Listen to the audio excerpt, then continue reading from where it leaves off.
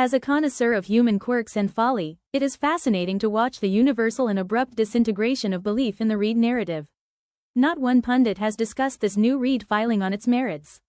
They talk about every other possible related issue, but not one news reporter or pathetic attorney, selling their soul for clicks, has even attempted to support claims made in Reed's complaint.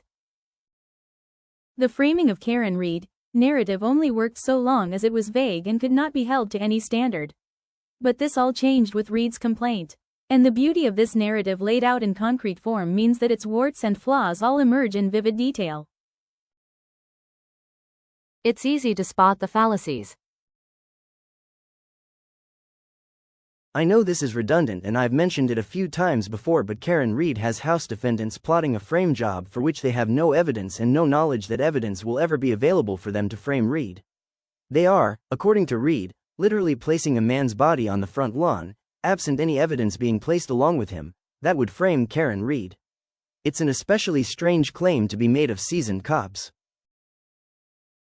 House defendants, at the time Reed alleges they killed O'Keefe and inexplicably chose to dispose of him on the front lawn, have no way of knowing Reed's taillight is broken, that her Techstream report reveals erratic and dangerous driving just before all interaction between John O'Keefe and his cell phone cease forever.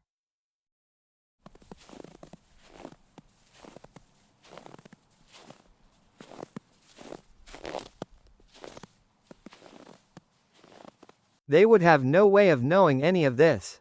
And let us not forget that at this time of the conspiracy forming, none of these House defendants knows that Trooper Michael Proctor will be handling this investigation.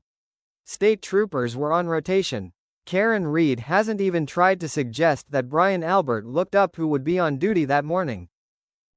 Then you have Proctor showing up in the middle of this confusing conspiracy that can only work with Karen Reed's assistance, and somehow he is dragged into this whole thing, and according to Reed all he can think to do is plant glass pieces on a bumper, an act that doesn't even help frame Reed.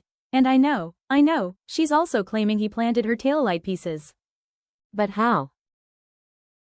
How did he do this, Karen? You had possession of your vehicle until 4 p.m. on the 29th.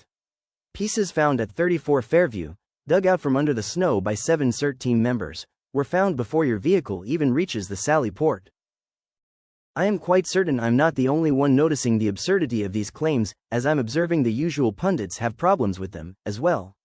I don't watch a lot of the garbage posted on this case, but it pops up in my feed. So far, I've seen these pathetic so-called attorneys discuss motions for evidence. Some still try to support the hose search as having validity, but not one person has stated. At last, Karen Reed spills the tea. Now we know what really happened. The worst thing Karen Reed and her team of disingenuous attorneys could ever have done here was commit to a narrative. This dumb theory only ever work if it remained murky, in the shadows, slippery and vague. You pin it down, it dies. It dies the cold, indifferent death it deserved from day one. And its loss will not be mourned.